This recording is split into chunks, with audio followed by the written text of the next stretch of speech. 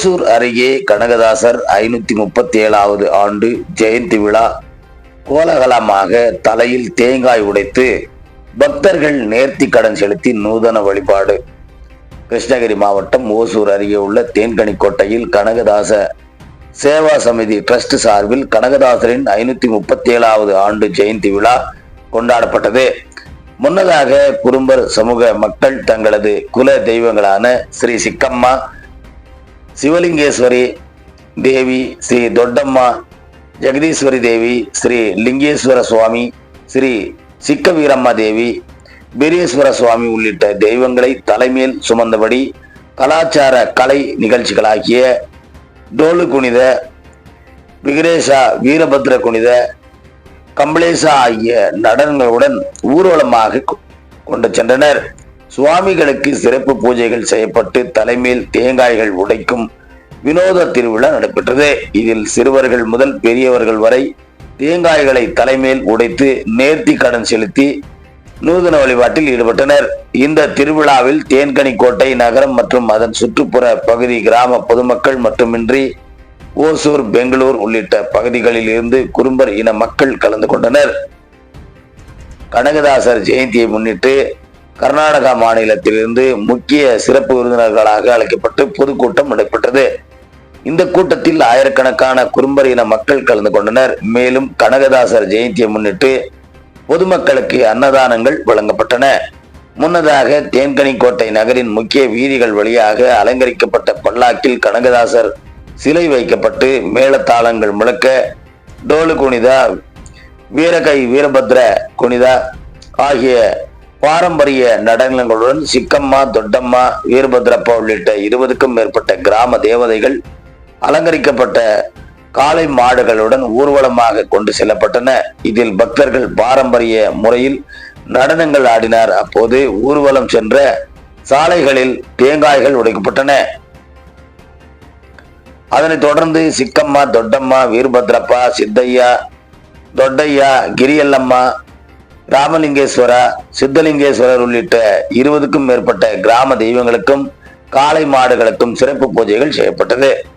இந்த விழாவில் குறும்பர் இன மக்கள் 100க்கும் மேற்பட்டோர் தலையில் தேங்காய் உடைத்து நேர்த்தி கடன் செலுத்தி நூதன வழிபாடில் மேற்கொண்டனர். இந்த விழாவில் ஸ்ரீ கனகஜோதி சேவா சமிதி தலைவர் பாப்பண்ணா தலைமை தாங்கினார். ரவீந்திரநாத், வழக்கறிஞர் கேடிஆர் திம்மராஜ் ஆகியோர் முன்னிலை வகித்தனர். மார்க்கெட் மஞ்சு, எல்லப்பா, ஸ்ரீ சோமிலிங்கேஸ்வர குரு, வர்த்தூர் சுரேஷ், முனிகிருஷ்ணப்பா, ஊராட்சி மன்ற தலைவர் வெங்கட்ராமப்பா, யோகானந்தீஸ்வர சுவாமிஜி, சசிகுமார், VMM முனிகிருஷ்ணப்பா, முன்னாள் ஊராட்சி மன்ற தலைவர் பீரப்பா, ஓசூர் மாமன்ற உறுப்பினர்களான ரவி, சிவராமன், பத்திரப்பா, வெங்கட்ராமப்பா, சிக்கண்ணா, சம்பங்கி, முரளி, சுரேஷ், எல்லப்பா உள்ளிட்டோர் கலந்து கொண்டனர். இந்த விழாவில் மாற்றுத்திறனாளிகளுக்கு பல்வேறு நலத்திட்ட உதவிகள் மற்றும் ஊனுகோள்கள். இந்த விழாவில் பேசிய ஸ்ரீ கனகஜோதி சேவா சமிதி தலைவர் பாப்பண்ணா, தமிழகத்தில் குறும்பர் இன மக்கள் 40 லட்சத்திற்கும் மேல் உள்ளனர். கிருஷ்ணகிரி மாவட்டத்தில் 2,50,000த்திற்கும் மேற்பட்டோர் வசித்து வருகின்றனர் எனவும் கூட்டத்தில் தெரிவிக்கப்பட்டனர். இந்த விழாவில் தமிழகத்தின் ஓசூர், தேன்கனிக்கோட்டை, தளி, சூளகிரி, கிளமங்கலம், ராயக்கோட்டை மற்றும் கர்நாடக மாநிலத்தின் பெங்களூர், கோலார், ஆனைக்கல் உள்ளிட்ட பகுதிகளை சேர்ந்த ஆயிரக்கணக்கானோர் பொதுமக்கள் கலந்து கொண்டனர் என்பது குறிப்பிடத்தக்கது. எதிர்நீச்சல் தொலைக்காட்சி செய்திகளுக்காக ஓசூரில் இருந்து செய்தியாளர் செல்வமுடன் ராமச்சந்திரன். ತಮಿಳುನಾಡು ರಾಷ್ಟ್ರದಲ್ಲಿ ಸಿಕ್ಕಿಲ್ಲ ಅನ್ನೋದಕ್ಕ ನಮ್ಗೆ ಬಹಳ ಕೇವಲವಾಗಿದ್ದೀರಿ. ಇದು ಯಾಕಪ್ಪ ನಾವಿದ್ದೀರಿ ಅಂದ್ರೆ ನಮ್ಮ ಸಮಾಜದವರು ಒಂದು ಒಗ್ಗಟ್ಟಿಲ್ಲ, ಒಂದು ಸಂಘಟನೆ ಇಲ್ಲ. ಹಂಗಾಗಿ ಇಲ್ಲಿರೋ RCL ಪಕ್ಷಗಳು ನಮ್ಮ ಸಮಾಜದವ್ರನ್ನ ಯೂಸ್ ಮಾಡ್ಕೊಂಡು ಅವ್ರವ್ರನ್ನ ML ಆಗಿರ್ಬೋದು, MP ಗಳಾಗಿರ್ಬೋದು, CM ಕೂಟ ಆತವ್ರೆ ಬಂಧುಗಳೇ. ಹಂಗಾಗಿ ನಾವೆಲ್ಲರೂ ಇವತ್ತು ಈ ಕನಕ ಜಯಂತಿನಲ್ಲಿ ಏನಪ್ಪಾ ಅಂದ್ರೆ ಮುಖ್ಯವಾಗಿ ನಾವು ಮಾತಾಡ್ಬೇಕಾಗಿರೋದು, ತಿಳ್ಕೊಂಡಿರೋದು ಫಸ್ಟ್ ನಾವೆಲ್ಲರೂ ಒಂದಾಗಬೇಕು. ನಮ್ಮ ಕೃಷ್ಣಗಿರಿ ಜಿಲ್ಲಾ ಮಾತ್ರ ಒಂದಾದ್ರೆ ಸಾಲೋದಿಲ್ಲ. ಇಡೀ ತಮಿಳುನಾಡು ಜಿಲ್ಲಾ ತಮಿಳುನಾಡು ಸ್ಟೇಟ್ ಒಂದಾಗಬೇಕು. ತಿರುವಣಮಲೆ, ತಿರುಪತ್ತೂರು, ವೇಲೂರು, ಧರ್ಮಪುರಿ, ಕೃಷ್ಣಗಿರಿ ಮಾತ್ರ ಇವತ್ತು ಒಂದು ಸಂಘ ಮಾಡೋಣ ಅಂತ ಹೇಳಿ 2 ಮೀಟಿಂಗ್ ಅನ್ನ ನಡೆಸಿದ್ರಿ. ಇಷ್ಟು ಮಾತ್ರ ಆದ್ರೆ ಸಾಲೋದಿಲ್ಲ.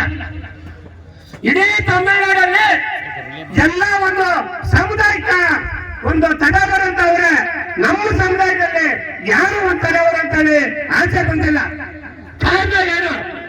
ಇಲ್ಲಿರೋ ರಾಜಕೀಯ ಪಕ್ಷಗಳು ನಮ್ನ ಯೂಸ್ ಮಾಡ್ಕೊಂಡು ನಮ್ಮನ್ನ ಮೂಲನೆಲ್ಲ ಇದ್ದಾರೆ, ಕುರಿಗಳು ಮೆಚ್ಕೊಂಡು ದನಗಳು ಮೆಚ್ಕೊಂಡಿರ್ರಿ ಅಂತ ಹೇಳಿ.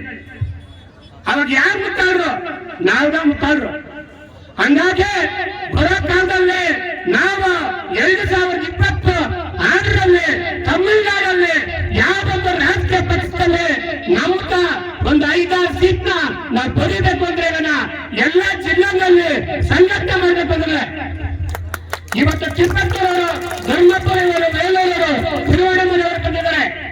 ನನ್ನ ಸಮಾಜ ಅಣ್ಣ ತಮ್ಮದರು ಅವ್ರನ್ನ ನಾ ಈ ಕನಕ ಜಯಂತಿ ಮುಖಾಂತರ ಹೇಳೋದೇನು ಅಂದ್ರೆ ಎಲ್ಲಾನು ಒನ್ನಾಗಿ ಎಲ್ಲ ತಮಿಳುನಾಡಲ್ಲಿ ಇವ್ರು ಮಾನಾಡ್ ಮಾಡ್ಕೊಂಡು ಮಾಡಿರ್ತಾನೆ ಅಂತ ಹೇಳ್ರು. ಗೊತ್ತಿಲ್ಲಮ್ಮ, ನೀವ್ ಹೇಗೆ சொல்றீங்க? ಮಾಡೋಣ ಮಾಡೋಣ ಅಂದ್ರೆ ನಮ್ಮ ಈ ಕುರುಬರ ತನೆ ತಮಿಳುನಾಡಲ್ಲಿ ಸ್ಟೇಟ್ ಅಲ್ಲಿ ಚೆನ್ನೈಯಲ್ಲಿ ಕಳಿಸ್ಬೇಕು. ಶ್ರೀ ಮಹಾಭಕ್ತ ಕನಕದಾಸರಿಗೆ ಧ್ವನಿ ಹಿಂದೆ ತಾಯಂದ್ರು ಎಲ್ರಿಗೂ ಸಹ ಧ್ವನಿ ಹಿಂಗ ಬರ್ಬೇಕು. ಈ ಧ್ವನಿ ಯಾರಿಗೆ ಕೇಳಿಸ್ಬೇಕು? ಈ ತಮಿಳುನಾಡು ರಾಜ್ಯದಲ್ಲಿರೋ ಎಲ್ಲ ಅರ್ಸಿಯಲ್ ತಲೆಯವ್ರನ್ನ ಕೇಳಿಸ್ಬೇಕು. ಸದೈಕ ಶ್ರೀ ಮಹಾಭಕ್ತ ಕನಕದಾಸರಿಗೆ, ಶ್ರೀ ಮಹಾಭಕ್ತ ಕನಕದಾಸರಿಗೆ 2 ಕೈಯನ್ನು ಎತ್ತಿ ಶ್ರೀ ಮಹಾಭಕ್ತ ಕನಕದಾಸರಿಗೆ, ಶ್ರೀ ಮಹಾಭಕ್ತ ಕನಕದಾಸರಿಗೆ ಮಾಡ್ತೀರಾ? ಯಾವಾಗ? 2023ರಲ್ಲಿ 6 ಸೀಟ್ನ ನಮ್ಮಕ ಕೊಡಿಲ್ಲ ಅಂದ್ರೆ ಏನ್ ಮಾಡ್ಬೇಕು? ನಮ್ಮಕ ಯಾರು ಕೊಡಲ್ವೋ ಅವ್ರನ್ನ ನಾವು ಸೋಲ್ಸ್ಬೇಕು. ಸೋಲ್ಸ್ಬೇಕು ಅಂದ್ರೆ ಏನು? ಎಲ್ಲ ಒಗ್ಗಟ್ಟಾಗ್ಬೇಕು. ಹಾಕಿರಾ? ಹಂಗಾಗಿ ಕಾಲಾವಕಾಶ ಇಲ್ಲ. ಎಲ್ಲಾನು ಒಬ್ಬೊಬ್ರು ಓದ್ತಾವ್ರೆ, ಹಿಂದೆಗಡೆ ಇರೋರಲ್ಲ ಮುಂದೆ ಬಂದೆ. ಹಂಗಾಗಿ ನನ್ನ ಪ್ರೀತಿಯ ಬಂದವ್ರೆ ಬಾಳಣ್ಣವ್ರೆ, ಇನ್ನು ನಮ್ಮ ಸಮಾಜದ ಯಾರು ನಾವು ಗೌಡರಾಗಿರ್ಬೋದು, ತಲೆವರ್ಗನಾಗಿರ್ಬೋದು, ಬಿಟ್ಟಿದ್ರೆ ಈ ಕನಕ ಜಯಂತಿ ಹಂಗಾಗಿ ನಾವೆಲ್ಲಾನು ಒಗ್ಗಟ್ಟಿರ್ತೀವಿ ಅಂತೇಳಿ ವೇದಿಕೆ ಮೇಲಿರೋ ನಾಯಕರನ್ನ ಎಲ್ರಿಗೂ ಹೆಸರುಗಳು ಹೇಳಕ್ಕಾಗಿಲ್ಲ. ಫಸ್ಟ್ ಸನ್ಮಾನ ಮಾಡಿದಾದ್ಮೇಲೆ ನಮ್ಮ ಕರ್ನಾಟಕ ರಾಜ್ಯ ಸಂಗೊಳ್ಳಿ ರಾಯಣ್ಣ ಬ್ರಿಗೇಡ್ ಆನೇಕಲ್ ದೊಡ್ಡಯ್ಯನವರು ಮಾತಾಡ್ತಾರೆ. ಆಮೇಲೆ ಪವಾಡವನ್ನ ನಡೆಸಿ ದೇವರುಗಳನ್ನ, ನಮ್ಮ ಮನೆ ದೇವರುಗಳನ್ನ ಕಳಿಸ್ಕೊಟ್ಬಿಟ್ಟು ನಾವೆಲ್ಲರೂ ಹೋಗ್ಬೇಕಂತೇಳಿ ನಿಮ್ಮನ್ನ ಕನಕ ಜಯಂತಿನ ಉದ್ದೇಶಿಸಿ ಬಂದಿದ್ದಕ್ಕ ಅಣ್ಣ ತಮ್ಮಂದಿರು ಇರ್ಬೋದು, ಅಕ್ಕ ತಂಗಿರು ಇರ್ಬೋದು, ಎಲ್ಲ ನನ್ನ ಮೆಚ್ಚಿನ ಬಂಧುಗಳ ನಮಸ್ಕಾರಗಳನ್ನ ಹೇಳ್ಕೊಂಡು ನನ್ನ ಮಾತುಗಳನ್ನ ಮುಗಿಸ್ಕೊಂತ ಬಂದವ್ರೆ. ನಮ್ಮ ಪಾಪಣ್ಣವ್ರಿಗೆ ತುಂಬಾ ಸಾಧ್ಯ ಆಗ್ತದೆ. ನಮ್ಮ ಮಕ್ಕಳನ್ನ ಗುಣಮಟ್ಟದ ಶಿಕ್ಷಣ ಕೊಡಿಸೋ ದಿಕ್ಕಲ್ಲಿ ಬೆಳೆಸ್ಬೇಕು. ಅವ್ರಿಗೆ KS ಬೆಳೆಸ್ಬೇಕು, IAS ಬೆಳೆಸ್ಬೇಕು, ಯಾವ್ದೋ ಪೊಲೀಸ್ ಸಬ್ ಇನ್ಸ್ಪೆಕ್ಟರ್ ಆಗ್ಬೇಕು. ಅದಕ್ಕೆ ನೀವು ಸಂಘದವ್ರು ಏನ್ ಕೆಲಸ ಮಾಡ್ತಾ ಇದ್ದೀರೋ ಅದಕ್ಕೆ ಪೂರಕವಾಗಿ ಯಾವ್ದೋ ಒಂದು ಹುಡುಗ ಚೆನ್ನಾಗಿ ಓದ್ತಾ ಇದ್ರೆ ಅವ್ನ್ ಕರ್ಕೊಂಡ್ಬಂದು ವೇದಿಕೆ ಮೇಲೆ ನಿಲ್ಲಿಸಿ ಅವ್ನಿಗೆ ಸನ್ಮಾನ ಮಾಡಿ ಬೆನ್ತಟ್ಟು ಅಂತ ಕೆಲಸ ನೀವು ಮಾಡಿಲ್ಲ ಅಂದ್ರೆ ಈ ಸಮಾಜ ಯಾವತ್ತೂ ಉದ್ಧಾರ ಆಗಲ್ಲ. ನಾವು ಪ್ರತಿ ಸರಿ ಭಾಷಣ ಮಾಡ್ಬೇಕು, ಇಲ್ಲಿಂದ ಖಾಲಿ ಮಾಡ್ಕೊಂಡು ಹೋಗ್ತಾರೆ. ಮುಂದಿನ 1 ವರ್ಷ ಆದ್ಮೇಲೆ ಮತ್ತೆ ಈ ರೀತಿ ಸೇರಿ ಎಲ್ಲ ಚಿತ್ರಾನ್ನ ಮಾಡಾಕ್ತಾರೆ, ತಿನ್ಬಿಟ್ಟು ನಮ್ ಮನೆಗೆ ಹೋಗುವಂತ ಕೆಲಸ ಆಗ್ತದೆ. ಹಾಗಾಗಿ ಪ್ರತಿ ಸಾರಿ ನಾನೇ ಇವತ್ತು ಮೊದಲನೇಗೆ ನಿಮ್ಗೆ ಘೋಷಣೆ ಮಾಡಿ ಹೇಳ್ತೀನಿ, ಕೇವಲ ಒಂದು ಎಜುಕೇಶನ್ ಕೊಟ್ಟಷ್ಟು ಮಾನ್ಯತೆಯನ್ನ ನಮ್ಮ ಬಡ ಜನಾಂಗಕ್ಕೆ ಇವತ್ತು ಮದುವೆಗಳು ಮಾಡ್ಬೇಕಾದ್ರೆ 10 ಲಕ್ಷ, 20 ಲಕ್ಷ, 50 ಲಕ್ಷ ಸಾಲಗಳು ಮಾಡ್ಕೊಂಡು ಬೀದಿ ಪಾಲಾಗ್ತಾ ಇದ್ದಾರೆ. ಅದಕ್ಕೆ ನೀವೆಲ್ಲರೂ ವೇದಿಕೆ ಮೇಲೆ ಇದ್ದೀರಾ. ಈಗಾಗಲೇ ರಾಧಾಕೃಷ್ಣ ಅವ್ರು ಹೇಳ್ದಂಗೆ ಒಂದು ಅತಿ ಹೆಚ್ಚು ಸಮುದಾಯ ಇರೋ ಕಡೆ ನೀವು ಒಂದು ಕಲ್ಯಾಣ ಮಂಟಪವನ್ನು ಕಟ್ಟುವಂತ ಪ್ರಯತ್ನ ಮಾಡಬೇಕು. ಆಗ ಮಾತ್ರ ಸಮುದಾಯಗಳು ಗಟ್ಟಿಯಾಗಿ ಉದ್ಧಾರ ಆಗಕ್ಕೆ ಸಾಧ್ಯ ಆಗ್ತದೆ. ನೀವೇನಾದ್ರು ಮಾಡಿದ್ದಾದ್ರೆ ಮೊದಲನೇ ಬಾಡಿಯಾಗಿ ನಾನು 5 ಲಕ್ಷ ರೂಪಾಯಿಗಳು ನಾನು ವೈಯಕ್ತಿಕವಾಗಿ ತಾಲೂಕಿಗೆ ನಾನು ಕೊಡ್ತೀನಿ ಅಂತ ಸಂದರ್ಭದಲ್ಲಿ ಇದು ಅಡಿಪಾಯ ಆಗಲಿ. ನೀವೆಲ್ಲಾದ್ರೂ ಸೆಂಟ್ರ್ ಜಾಗ ಹುಡುಕಿ ಅಲ್ಲೊಂದು ಕಲ್ಯಾಣ ಮಂಟಪ ಅಂತ ಕಟ್ಟುವಂತ ಪ್ರಯತ್ನ ಆಗ್ಲಿ. ಯಾರೋ ಒಳ್ಳೆ ಎಜುಕೇಶನ್ ಬೇಕು, ಅದು ಪಾಪಣ್ಣನವ್ರು ರಾಧಾಕೃಷ್ಣನ ಸಂಪರ್ಕ ಮಾಡ್ರಿ, ಅದಕ್ಕೆ ಪೂರಕವಾದಂತ ವ್ಯವಸ್ಥೆಯನ್ನು ನಾವು ಮಾಡ್ತೀವಿ. ಆಗ ಮಾತ್ರ ಈ ಸಮಾಜ ಗಟ್ಟಿಯಾಗಿ ನಿಲ್ಲಕ್ ಸಾಧ್ಯ ಆಗ್ತದೆ. ಇಲ್ಲ ಅಂದ್ರೆ ಯಾರ್ದೋ ಪೊಲೀಸರ ಬೂಟೆ ಇಟ್ಕೋ ಲಾಠಿ ಇಟ್ಕೋ ತಿನ್ಕೊಂಡು ನೀವು ಬೆಂಗಳೂರು ಸುತ್ತಮುತ್ತ ಇರ್ತಕ್ಕಂತ ಗಾರ್ಮೆಂಟ್ಸ್ ಗಳಲ್ಲೂ ಡ್ರೈವರ್ಗಳಾಗ್ಲಿ ತುಂಬಾ ಜನ ಬಂದು ಮಾತಾಡಿಸ್ತಾರೆ, ಅಣ್ಣ ನಾನು ಆ ಟ್ರಾವೆಲ್ಸ್ ಅಲ್ಲಿ ಕೆಲಸ ಮಾಡ್ತೀನಿ, ನಾನು ಈ ಫ್ಯಾಕ್ಟ್ರಿ ನಾನೇನೋ ಬಹಳ ದೊಡ್ಡ ಕೆಲಸ ಮಾಡ್ತಾರೆ ಅಂತ ಅನ್ಕೊಂಡಿರ್ತೀನಿ. ಬಟ್ ಅಲ್ಲಿ ಹೋದ್ಮೇಲೆ ಗೊತ್ತಾಗ್ತದೆ ನಾನು ಯಾವ್ದೋ ಲೇಬರ್ ಕಾಂಟ್ರಾಕ್ಟ್ ಆಗಿ ಕೆಲಸ ಮಾಡ್ತಾ ಇರ್ತಾನೆ ಅಂತ. ಇದು ಬಹಳ ದುಃಖವಾದಂತ ವಿಚಾರ. ನನಗೆ ಯಾರಾದ್ರೂ ಬಂದು ನಮ್ಮ IAS ಆಫೀಸರ್ ಈ ತಾಲೂಕಿಂದ ಹೋಗಿ ಈ ಕ್ಷೇತ್ರದಿಂದ ಹೋಗಿ ರಾಜ್ಯದಲ್ಲಿ ಈಗ ನಾನು ಹೇಳ್ಕೊ ಬರ್ತಾ ಇದೆ, ಕಣಕನಹಳ್ಳಿ ಭಾಗದ ನಾಗರಾಜು ಅಂತ ಹೇಳ್ಬಿಟ್ಟು ಒಬ್ರು KS ಆಫೀಸರ್ ಇದ್ದಾರೆ, ಅದೇ ನಾಗರಾಜು ಅಂತ, ಅವ್ರನ್ನ ಹೇಳ್ಕೊಳಕ್ ಹೆಮ್ಮೆ ಆಗ್ತದೆ. ಹಾಗಾಗಿ ಆ ರೀತಿಯವರು ಯಾರನ್ನ ಬಂದು ಕೆಲಸ ಮಾಡಿದ್ದೆ ಆದ್ರೆ ನಮಗೂ ಸಹ ಬಹಳ ಖುಷಿ ಆಗ್ತದೆ. ನನಗೆ ಪಾಪಣ್ಣ ಹೇಳಿದ್ರು, ತುಂಬಾ ಜನದ ಹೆಸರು ಪಟ್ಟಿ ಬರ್ಕೊಟ್ಟಿದ್ರು, ಇವ್ರನ್ನ ಹೆಸರನ್ನೆಲ್ಲ ಪ್ರಸ್ತಾವನೆ ಮಾಡ್ಬೇಕು ಅಂತ. ನನಗೆ ವೇದಿಕೆ ಮೇಲೆ ಇರ್ತಕ್ಕಂಥವ್ರ ಹೆಸರನ್ನ ಪ್ರಸ್ತಾವನೆ ಮಾಡೋದಕ್ಕಿಂತ ಇರ್ತಕ್ಕಂಥವ್ರನ್ನ ಜಾಗೃತಿ ಮಾಡ್ಬೇಕು ಅನ್ನೋದು ನನ್ನ ಮೂಲ ಉದ್ದೇಶ ಆಗಿತ್ತು. ನೀವು ಯಾರ್ದನ್ನ ಹೆಸರು ಬಿಟ್ಟಿದೆ ದಯವಿಟ್ಟು ಕ್ಷಮೆ ಇರ್ಲಿ. ಕಾರ್ಯಕ್ರಮನ ಮುಗಿಯೋ ತನಕ ನೀವು ಈಗ ಯಾಕೆ ಕೂತಿದ್ದೀರೋ ಅದೇ ರೀತಿ ಕೂತು ಕೇವಲ ಕೂತು ಕೇಳಿಸ್ಕೊಂಡು ಇಲ್ಲಿ ಬಿಟ್ಟು ಹೋಗೋದಾದ್ರೆ ಮುಂದೊಂದ್ಸಾರಿ ನೀವ್ ಯಾರು ಬರ್ಬೇಡ್ರಿ, ಮುಂದೊಂದ್ಸಾರಿ ನೀವ್ ಯಾರು ಬರಕ್ ಹೋಗ್ಬೇಡ್ರಿ, ನಿಮ್ ಅವಶ್ಯಕತೆನೇ ಇರಲ್ಲ. ನೀವ್ ಯಾವ ರೀತಿ ನಿಮ್ ಋಣ ತೀರ್ಸ್ಬೇಕು ಅಂದ್ರೆ ಪಾಪಣ್ಣಂತವ್ರು ಯಾರಾದ್ರೂ ಮುಂದೆ ಬಂದು ನಿಂತ್ಕೊಂಡಾಗ ಅಣ್ಣ ನಾವು ನಿಮ್ ಬೆನ್ನೆಲುಬಿಗಿದೀವಿ, ನೀವು ಮುನ್ನುಗ್ಗಿ ನಿಮ್ಮನ್ನ ಚೆನ್ನೈನಲ್ಲಿರ್ತಕ್ಕಂಥ ವಿಧಾನಸೌಧ ಮೆಟ್ಲು ತಲುಪಿಸೋ ತನಕ ನಾವು ನಿಮ್ ಬೆನ್ ಕಟ್ತೀವಿ ಅಂತ ಹೇಳುವಂತ ಧೈರ್ಯ ಇದ್ರೆ, ನಿಮಗೆ ಆ ತಾಕತ್ತಿದ್ರೆ, ನೀವು ಕುರುಬರಿಗೆ ಹುಟ್ಟಿದ್ರೆ ಮಾತ್ರ ಪಾಪಣ್ಣಿಂದ ಬರ್ರಿ, ಇಲ್ಲಾಂದ್ರೆ ಮನೇಲಿ ಕುರಿ ಕಾಯ್ಕೊಂಡು ದನ ಕಾಯ್ಕೊಂಡು ನಿಮ್ ಊರಲ್ಲಿರಿ. ಏನಕ್ಕೆ ಈ ಮಾತು ಹೇಳ್ತಾ ಇದ್ದೀನಿ ಅಂದ್ರೆ ಅಂಜು ಪುರುಕರಾಗಿ ಸಾಯ್ತಾ ಇದಾರೆ. ಇವತ್ತು ಅಂಜು ಪುರುಕರಾಗಿ ಸಾಯ್ತಾ ಇದಾರೆ, ನಾನು ನೋಡಿದ್ದೀನಿ. ಅವನೇನೋ ಅನ್ಕೊಬಿಡ್ತಾನೆ, ಇವನೇನೋ ಅನ್ಕೊಬಿಡ್ತಾನೆ, ಅವನಿಂದೆ ಹೋದ್ರೆ ಹೆಂಗಾಗ್ಬಿಡ್ತೆ, ಯಾವನಿಂದ ಹೋದ್ರೆ ಏನೂ ಆಗಲ್ಲ. ಯಾವನೋ ದುಡ್ಕೊ ಬಂದು ನಿಮ್ ಮನೆಗೆ ಒಂದೊತ್ತು ಊಟ ಹಾಕೋದೇ ಇಲ್ಲ. ಯಾವಾಗೋ ಏನೋ ಸಮಸ್ಯೆ ಬಂದ್ಬಿಟ್ರೆ ಪೊಲೀಸ್ ಸ್ಟೇಷನ್ ಬೇಕಾಗ್ತದೆ. ಯಾವಾಗೋ ಇನ್ನು 5 ವರ್ಷಕ್ಕೋ 10 ವರ್ಷಕ್ಕೋ ಯಾವಾಗ ಏನೋ ಸಮಸ್ಯೆ ಬರುತ್ತದೆ.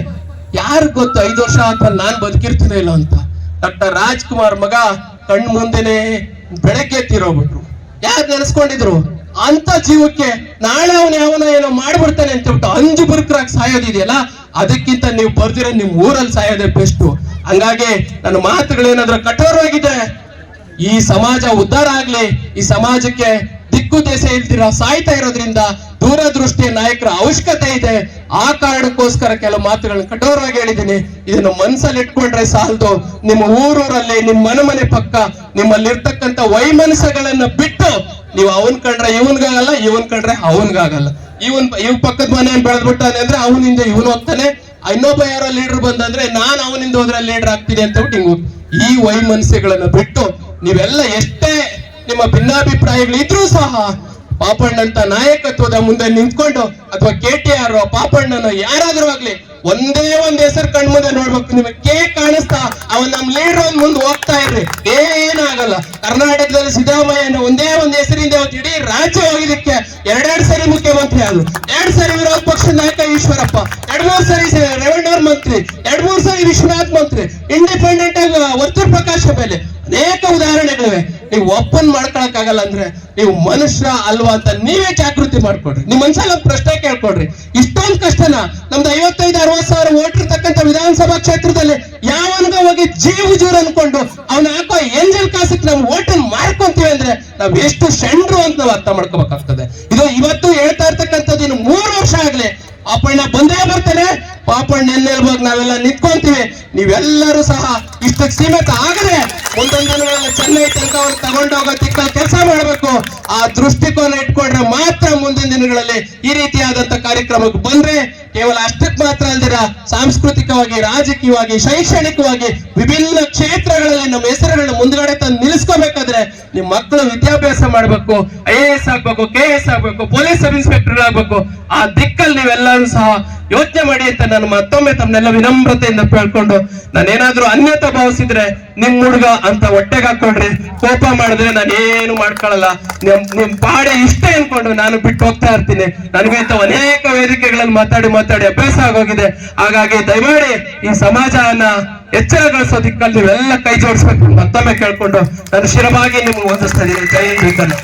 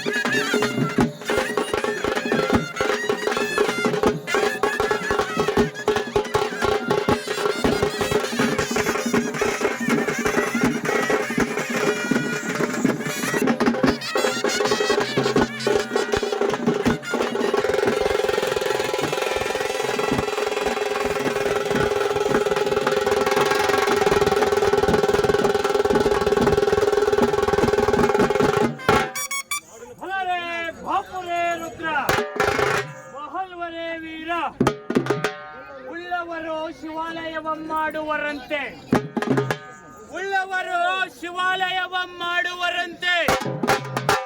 ನಾನೇನ ಮಾಡಲಿ ಬಡವನಯ್ಯ, ಎನ್ನ ದೇಹವೇ ದೇಗುಲವಯ್ಯ, ಎನ್ನ ಶಿರವೇ ಹೊನ್ನ ಕಳಸವಯ್ಯ, ಎನ್ನ ಕಾಲುಗಳೇ ಕಂಬಗಳಯ್ಯ.